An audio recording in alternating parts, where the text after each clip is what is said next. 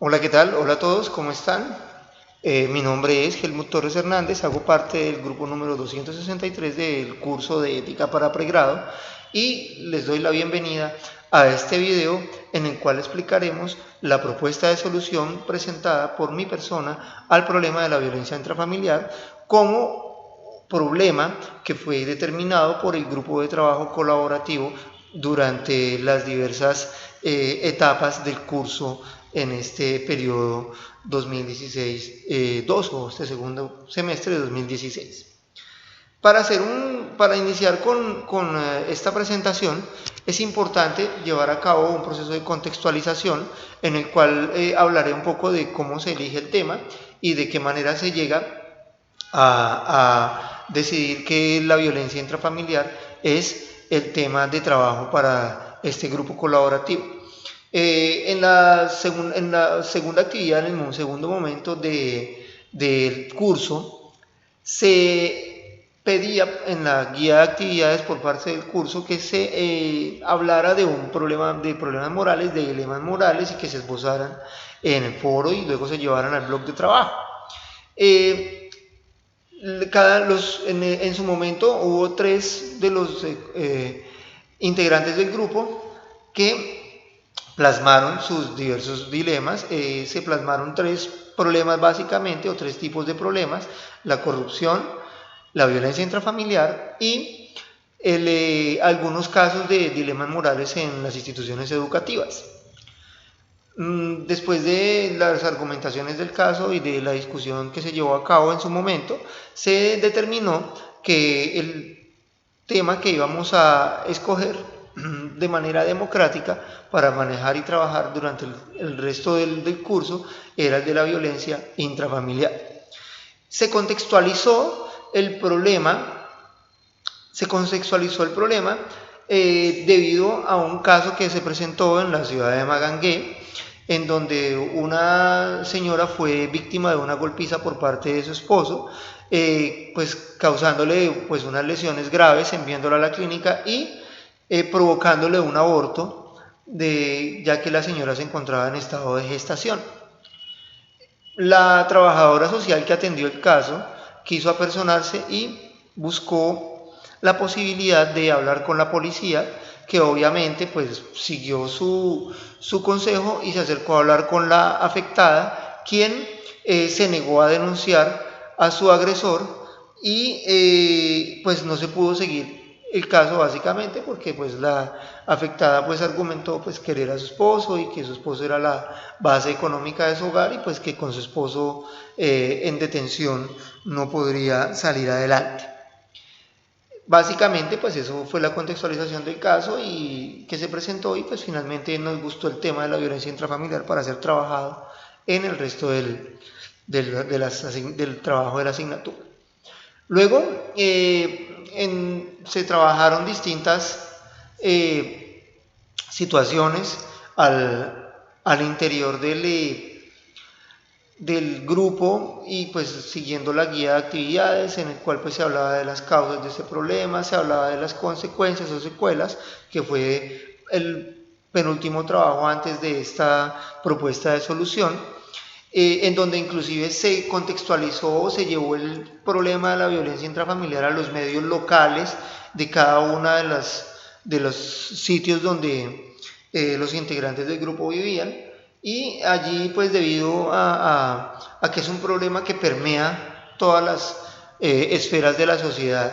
pues no solo en Colombia sino en todo el mundo, pero pues en este momento lo hablábamos en Colombia, se tenían pues como una premisa que pues había ejemplos en todos los sitios: Magangué, Sincelejo, en otros municipios del país. Entonces, luego de que se hablaba de las consecuencias o secuelas del problema, se comenzaban a anunciar algunos de los teóricos generales del curso como Cortina, que en su ética mínima pues nos hablaba de dónde está la felicidad, dónde está la justicia y si existía legitimidad en el poder, y encontrábamos que era contradictorio que una persona que ha sido abusada, que ha sido violentada, que ha tenido lesiones por causa de violencia intrafamiliar pueda decir que está feliz con esa situación y no la denuncie. Igual se hablaba de la justicia teniendo en cuenta que dónde están las herramientas legales que permiten que estos casos sean tratados adecuadamente por la justicia de nuestro país. Y lo mismo pues la legitimidad del poder, que no ha hecho las acciones correspondientes para hacer que este flagelo pues disminuya. Así mismo tiempo, pues Adela Cortina nos decía que si era que nos estábamos haciendo una desmoralización, es decir, una pérdida de los valores éticos y morales, y sencillamente pues todo el mundo jugaba al yo vivo y pues hacer y dejar hacer también, pues que cada uno sea feliz como quiere ser feliz. Y pues también García, uno de los referentes en su libro de Camino a la Ética Civil en Colombia, nos decía que si es que estamos perdiendo la identidad ética, es decir, si ya no somos todos los que consideramos que hechos como la violencia intrafamiliar son malos, que si estamos perdiendo la identidad de qué es lo que nos parece bien a todos y qué es lo que nos parece mal a todos. Entonces, bajo este contexto, entonces pues en ese momento pues nos disponemos a hablar de las alternativas de solución para el problema de la violencia intrafamiliar. En mi concepto, ya que ustedes saben que este trabajo es individual, considero que las alternativas de solución para este problema deben ser de orden preventivo y correctivo. Porque se deben atacar los dos frentes, porque igual se pueden prevenir muchas situaciones desde las primeras etapas de la infancia y desde el trabajo con la comunidad, y pues correctivas porque definitivamente los agresores deben recibir un castigo, y no solamente los agresores sino los cómplices y las personas que son inimmutables a este tipo de situaciones. En el orden de ideas, entonces, vemos que a las alternativas de solución preventivas, pues básicamente las contemplé en dos ámbitos: en el ámbito de la educación, en el ámbito de la escuela y en el ámbito pues de las comunidades. En el ámbito de la educación pues existe una herramienta muy importante que es contemplada en la ley 1620 de 2013 o ley de convivencia escolar, en la cual se establece por ley que todos los colegios, todas las instituciones educativas deben tener inmerso en su currículo acciones tendientes a cultivar los valores y a cultivar la convivencia pacífica y la convivencia escolar, teniendo en cuenta que la familia hace parte de la comunidad educativa, que ustedes saben, el famoso triángulo de la educación, donde está la institución, los estudiantes y la familia. En ese triángulo educativo está la familia, y en la familia es donde se presentan los casos de violencia intrafamiliar. Luego es importante tener en cuenta que las instituciones deben contemplar en sus proyectos de convivencia y en sus manuales de convivencia la inclusión de las familias a estas actividades, y no relegarlas o dejarlas simplemente como pasa en muchas instituciones, donde por cumplir simplemente hacen una izada de bandera en donde se resalten los valores de la convivencia y el buen trato. Se hacen unos pósters y unos carteles que en últimas no termina viendo nadie, y realmente no hay un verdadero influjo o una verdadera influencia o una transmisión de todas estas actividades hacia la familia, que es donde en realidad queremos que llegue para evitar y ayudar a mitigar los riesgos de una posible violencia intrafamiliar. La educación es muy importante y la inclusión de la familia en la educación es muy importante, así que una de las principales herramientas de prevención de todas estas situaciones está en la escuela. La otra herramienta está en las comunidades, a la luz de lo que puedan las organizaciones del Estado y no gubernamentales hacer en su intervención a las comunidades a través de los diversos programas que tiene la Presidencia de la República, la Primera Dama de la Nación, los gestores sociales de los departamentos, las primeras damas de los departamentos, el bienestar familiar, la Defensoría del Pueblo y otras instituciones oficiales que dentro de sus planes de acción incluyen la intervención a comunidades. Adicionalmente a eso están las organizaciones no gubernamentales, que también han hecho una intervención muy importante en la sociedad colombiana. Tal vez una de las más importantes es Plan, la Fundación Plan, y ustedes saben que esa fundación pues ha hecho unos proyectos de intervención en la comunidad muy importantes en el tema de primera infancia, nutrición y atención a familias en alto riesgo y atención en familias en alto peligro de afectación por diversos fenómenos sociales y políticos. Y también la Cruz Roja Colombiana, la Organización de Estados Americanos, la ONU, la UNICEF, la FAO, que son organizaciones no gubernamentales, es decir, no pertenecen al gobierno nacional, pero pertenecen a instituciones a las cuales el gobierno nacional pertenece o tiene convenios de colaboración y de estrategias mutuas. En torno a estas ONGs está pues la Cruz Roja Colombiana, y la Cruz Roja Colombiana tiene el programa PANICA, que es el programa de prevención y apoyo a niños, niñas y jóvenes en comunidades de alto riesgo. Este programa pues ha generado una serie de talleres y cartillas, los cuales van orientados a medir el ambiente, el clima de violencia al interior de la familia, y a llevar a cabo acciones que permitan la intervención de situaciones pacíficas, de situaciones de tolerancia y que ayuden a mitigar el influjo de la violencia en los hogares. Es obvio que estas dos medidas preventivas pues deben ser acompañadas de campañas a nivel nacional, en la televisión, en los medios, que ayuden adicionalmente a conocer a divulgar la ley, las normas, lo que le puede pasar a un abusador, lo que le puede pasar a una persona, que inclusive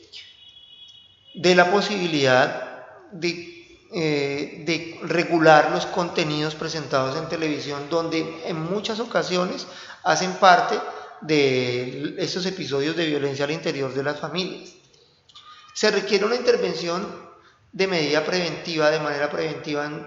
todas las formas posibles que puedan influenciar a la familia o llevarla a estados violentos. Por otro lado, están entonces las alternativas de solución de tipo correctivo, que tienen que ver básicamente con, llamándolo así, castigo, correcciones, desde la más simple, que es una detención simple a personas que tienen posibilidad de hacer algo, como ya unas penas un poco más grandes, que a la luz del sistema judicial colombiano y de la ley 1542 de 2012 contemplan un máximo de 8 años de prisión para los casos de violencia intrafamiliar comprobados, lo cual me parece completamente ilógico, toda vez que si la agresión a la cual es víctima una persona llega a los extremos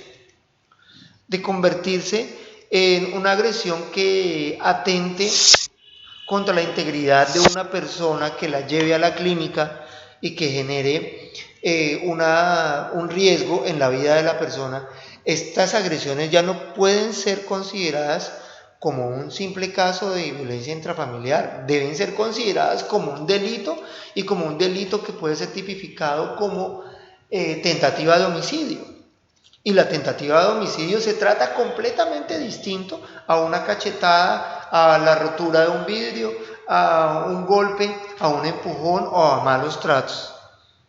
Ya es un tema distinto porque ya está en juego la vida de la persona. Y si a eso le sumamos, como en el caso con el cual nosotros tomamos la decisión de tomar de aceptar el tema de la violencia intrafamiliar, el caso de esta señora que perdió su bebé, ya no estamos hablando de tentativa de homicidio, estamos hablando de homicidio como tal, de la pérdida de una vida. Entonces esos casos en donde las golpizas son tan brutales que terminan causándole daños irreversibles a la persona, daños cerebrales, las quemaduras con ácido, los intentos de ahogamiento y asfixia que terminan generando insuficiencias de oxígeno cerebrales y terminan causando deficiencias en el sistema nervioso central y en la actividad cerebral, esos casos ya no pueden ser considerados como una simple agresión, deben ser considerados como tentativa de homicidio, y ya a la persona no se le puede juzgar por simples lesiones personales, sino ya tiene que juzgársele como una persona que intentó quitarle la vida a otra persona. Entonces, esa tiene que ser el pilar fundamental de las alternativas de solución correctivas, que el agresor se dé cuenta que realmente no es simplemente un caso de manejo del poder en el hogar, sino que se dé cuenta que es una situación que puede comprometer la vida de un ser humano y que a la luz de la ley colombiana debe ser tipificada como tal. De otro lado, también debe haber corrección a esas acciones negativas que están habiendo en nuestra sociedad con respecto a este tema. La indiferencia, ¿ya? El encubrimiento. Esa indiferencia de que hay personas que saben que estas situaciones están pasando, los familiares del agresor, los familiares de la víctima, y no dicen nada, no denuncian, no llevan a las autoridades para que presencien este tipo de situaciones y puedan tomar cartas en el asunto, sino se quedan callados. Entonces volvemos a lo que decíamos, la desmoralización del país ya de la cortina. Eso, la pérdida de la identidad ética. O sea, ya para nosotros no es malo, ya para nosotros es sencillamente justificable. Sí, es que ella se lo ganó. No, es que lo que pasa es que el niño lo golpearon así, es porque el niño es muy travieso. ¿Y dónde? ¿En qué momento está eso tipificado como un valor moral? Ser indiferente ante actos de brutalidad, ser indiferente ante actos de violencia no puede ser algo que es normal para nosotros. Igual como las víctimas entran a una etapa de falsa aceptación de la situación y dicen básicamente que es que la golpearon, pero es que él es así, toda la vida ha sido así. Y es que él me echó ácido y me quemó las manos, pero es que fue que yo le respondí mal. O sea, eres víctima y además de eso justificas tu victimización. Eso también tiene que ser corregido, eso tiene que ser castigado. La indiferencia, el encubrimiento, la falsa aceptación deben ser castigados también por la ley. Cuando yo soy una persona que conozco que a un familiar mío lo están golpeando, lo están tratando mal, y sé que en varias ocasiones las golpizas han dejado mal a esa persona, en una situación de pronto desafortunada en un futuro, donde al agresor se le vaya la mano y esa persona quede con unas secuelas completamente de por vida, o que pierda su vida, ¿dónde está el juicio moral que yo me debía haber hecho en su momento para evitar esa situación? Entonces, ¿qué sucede? Si esa persona pierde la vida y yo sabía que eso estaba sucediendo, yo soy cómplice. Tengo una complicidad por encubrimiento. Y eso también es punible, eso también es castigable por la ley. Así que se requiere también que la ley sea más estricta en cuanto a esto, que no haya penas de juguete, que no haya penas de que una persona que le dejó los 2 ojos negros a su pareja y que además de eso le generó una dislocación en un hombro, no es posible que esa persona lo tengan retenido por 72 horas y que esa persona vuelva a su hogar, porque no hay demanda, porque no hubo denuncia, perdón. No tiene sentido. No tiene sentido que una persona cuya agresión pues fue un poco más fuerte vaya 6 meses a prisión y salga a continuar haciendo lo mismo. No es lógico. Entonces el sistema judicial colombiano tiene que generar una reforma a la justicia a través del Congreso de la República, la Corte Constitucional, que generen garantías para que la persona que ha sido víctima de una agresión, la persona que haya sido víctima de violencia intrafamiliar o de cualquier tipo de delito, la ley colombiana le garantice al afectado que realmente va a haber justicia. No que hay la justicia de juguete, la justicia de mentiritas que tenemos en este país, en donde el solo hecho de mostrarse arrepentido ya da para que te quiten un 30% de la pena. Y si tú confiesas, también. Y si incriminas a alguien más, también. O sea, esto no tiene sentido, esto no puede manejarse de esa manera, no se puede manejar como en los salones de clase de los niños de preescolar, en donde hay una agresión que debe tratarse pues la debida ruta de atención, y entonces la profesora busca una compensación en el salón y que el niño le pida perdón al otro niño y que ya, eso quedó ahí. Yo considero que se requiere más que eso. Yo considero que se requiere un poquito más de sentido común,